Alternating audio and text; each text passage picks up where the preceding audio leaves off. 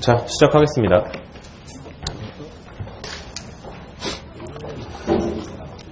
내일은 선거 있는 날이고, 저는 사전 선거를 안 해서요.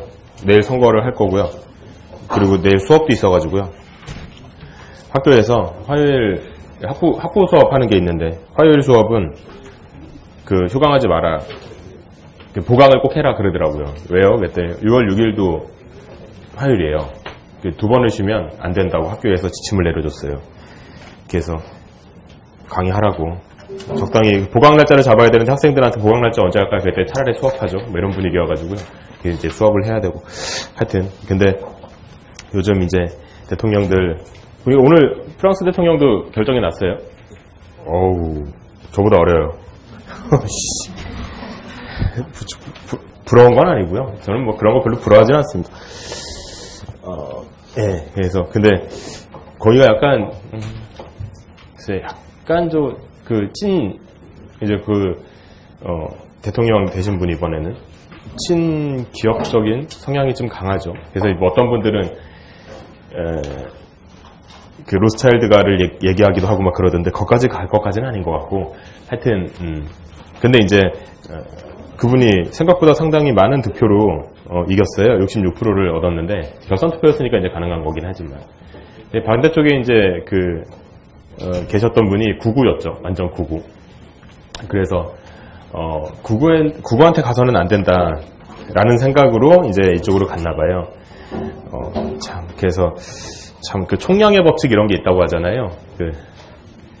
이쪽이 노무현이면 저쪽이 부시, 이쪽이 이제 바뀌게 될 텐데 그러면 저쪽은 트럼프, 뭐 이런 식으로 총량의 법칙이 있대요. 왼쪽 오른쪽 총량의 법칙 이런 것처럼 프랑스도 이제 약간 그렇게 되는 것 같아요. 그러니까 이제 트럼프가 워낙에 오른쪽에 가깝다 보니까 그래서 이제 다른 나라는 왼쪽까지는 라고 말하기는 좀 뭐하지만 하여튼 그렇게 하는 분위기가 아닌가 하는 되게 그런 생각이 드네요. 하여튼 이제 우리가 다음 시간에 만날 때는 대통령이 바뀌었을 테고, 그렇다고 새 나라가 되는 것 같지는 아닌 것 같고, 어차피 민중들은 다 우리 똑같은 민중들이었으니까 우리 민중들은 원래 똑똑합니다. 위에서 어떻게 해먹는지 그것 때문에 그랬던 거지. 하여튼 뭐 또 다음 수업 때에는 하여튼 재밌는 얘기들이 많겠네요. 투표는 꼭 하시고, 기권할 건데요. 기권할 거면은 가서 투표지에다가 무효표를 던지는 한이 있어도 투표소에는 가는 게 맞다고 저는 생각을 해요.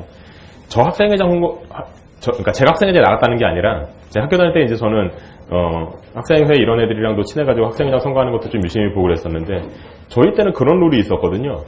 둘이서 나왔잖아요. 뭐 몇 명이 나왔든 간에 둘이서 나왔는데, 그 1위하고 2위하고의 표 차이가 무효표보다 작다면, 그러니까 무효표가 예를 들어 100표가 나왔는데 표 차이가 90표다. 그러면 재선거. 이런 룰이 있었거든요. 저희 학교 다닐 때는. 근데 이제 우리는 그런 거 없죠. 그리고 뭐 선거율이 몇 프로 이상이 안 되면 후보 총사퇴 뭐 이런 것도 있었어요. 그러니까 선거율 자체가 너무 떨어지면 너네들 후보들 자체에 대한 자격이 없다고 보는 거니까 후보 총사퇴 뭐 이런 룰도 있었는데, 그런 걸 본 적은 없지만, 이제 지금 선거에서는 그런 게 없긴 하지만요. 하여튼 그래도 투표율이 높은 게 아무래도 좋겠죠. 투표하시고 저도 내일 할 겁니다. 제 동생은 이제 캐나다에 있는데 멀리 가서 투표하고 왔다 그러더라고요. 자꾸 뭐 장하다 뭐 이렇게 얘기까지는 안 하고요. 동생한테 그런 얘기하는 사람 아니어가지고. 하여튼 근데 가족은 떨어져 있을 때가 제일 좋은 것 같습니다. 왜냐면 지난 토요일에 집에 좀 갔다 왔거든요. 부모님 만나뵈러. 오늘 어버이날인데 오늘 갈 수 없으니까 갔다 왔는데 또 자꾸 선거 얘기를 하려고 그러더라고요. 아버지가 슬쩍슬쩍 꺼내려고 그러더라고요. 뭐 이렇게 내가 봤는데 이 중에서는 내가 제일 나은 것 같아 이렇게 얘기하시더라고요. 그래갖고 네, 저는 그 사람이 제일 안 좋은 것 같아요. 그렇게 얘기하고. 근데 이제 싸울 뻔하다가 결론은 그렇게 냈어요. 싸울 뻔하다 결론은 어쨌든 간에 누군가 이기긴 이길 건데, 누가 이기고 났을 때 찌질하게 내가 뽑은 대통령 아니다 이딴 거 좀 그만하자고. 이제는 20년 동안 그런 거 해오지 않았냐고. 그러니까 그런 거 그만하고 이제 누가 뽑은 대통령이 됐던 간에 이제는 좀 통합으로 가자 뭐 이렇게 얘기하면서 깔끔하게 마무리 지었습니다. 그렇게 갑시다. 우리도 1번부터 봅시다. 논리적으로 동등한 것. 명제인데요. 오늘 명제는 대충 순서가 이렇게 돼 있어요. 오늘 이 25문제 순서는 대충 이렇게 잡았어요. 기본적인 명제, 그 다음에 조건 명제. 조건 명제 중에서 약간의 테마. 그래서 제가 수업 시간에 강조했던 첫 번째 테마인 P 1대만 Q이다. 두 번째 테마인 조건 명제의 분리. 이렇게 이제 순서가 좀 가고요. 그 다음에 이제 정언명제. 정언명제라는 말이 어색하신 분들은 어떤 이란 말이 들어간 명제 뭐 그런 거라 생각하시면 돼요. 저랑 처음 이걸 공부하시는 분들은 정언명제라는 말 자체도 되게 어색할 거고요. 만약 저랑 이제 공부를 하셨거나 아니면 동영상을 보신 분들은 정언명제에 대해서 제가 되게 강조를 많이 했었죠. 정언명제에서도 결론 찾는 문제, 전제 찾는 문제. 실은 끝판왕은 여기가 제일 끝판왕이죠.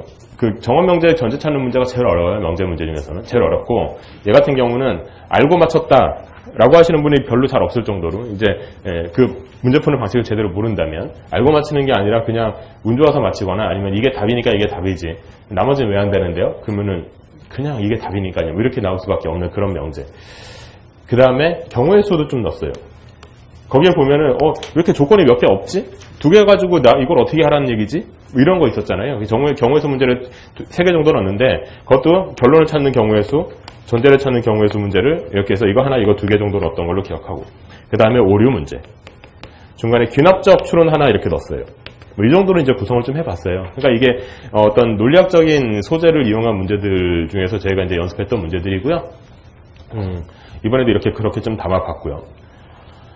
자, 그럼 이제 얘기를 계속 진행해 봅시다. 처음에 이제 기본 명제에 관한 얘기는 뭐 첫 번째 명제 정도를 얘기하는 건데 이게요. 이제 기본 명제에서도 아주 기본적인 기본 명제는 좀 빼고 조건 명제에 관한 얘기 중에서 아주 기본적인 내용들을 좀 적어놨는데 이런 게 좀 있죠.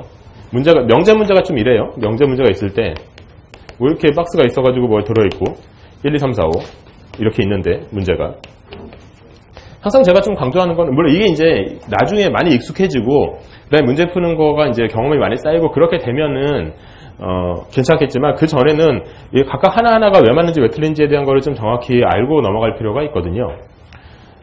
근데 우리가 보통 문제를 풀 때는 보통 이렇게 문제를 푸는 게 일반적으로 많이 연습이 돼 있어요. 명제 문제가 나온다. 여기에 이렇게 뭔가 조건들이 있다. 그랬을 때 여기서 묻는 무게에 뭐가 있잖아요. 뭐 동등한 걸 묻는다든지 결론을 묻는다든지. 그랬을 때 여기에 묻는 거에 대한 결론을 여기서 먼저 생각을 좀 해요. 그 다음에 이 결론을 가지고 1, 2, 3, 4번 중에 결론이 어딨지? 내가 찾아낸 결론이 어딨지? 이렇게 사고가 진행이 되면 명제 문제는 좀 놓치게 되는 경우가 많아요. 좀 버벅거리거나 덜거럭거리거나.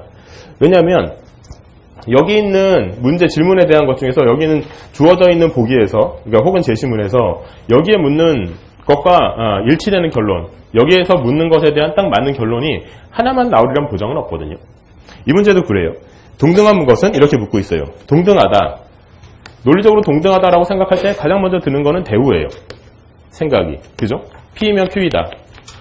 라는 말로부터 Q가 아니면 P가 아니다. 두 개는 같은 말이죠. 대우. 그래서 이 두 개는 같은 말이기 때문에 동등하다 그럼 대우가 먼저 생각이 나거든요. 그래서 여기에 나와 있는 것도 보면 슬픔을 나눌 수 있는 가족이 있거나 혹은 즐거움을 나눌 수 있는 친구가 없다면 즐거움. 그래서 이게 있거나 질문 나눌 수 있는 친구가 있다면 그럼 행복한 사람이다. 이렇게 되어 있는 거잖아요. 그래서 이걸 보면서 그래 이거랑 동등한 걸 찾으니까 대우를 생각해보자. 대우는 행복하지 않으면 슬픔 아니다. 그리고 즐거움 아니다. 이렇게 바뀌겠죠. 이제 드모로간의 법칙에서 5의 부정은 AND니까 AND 즐거움 아니다. 이렇게 되죠.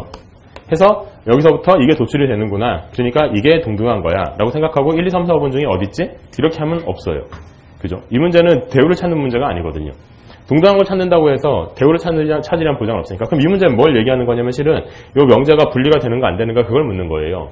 그래서 이게 분리가 되면 슬픔이면 행복이고 즐거움이면 행복이다.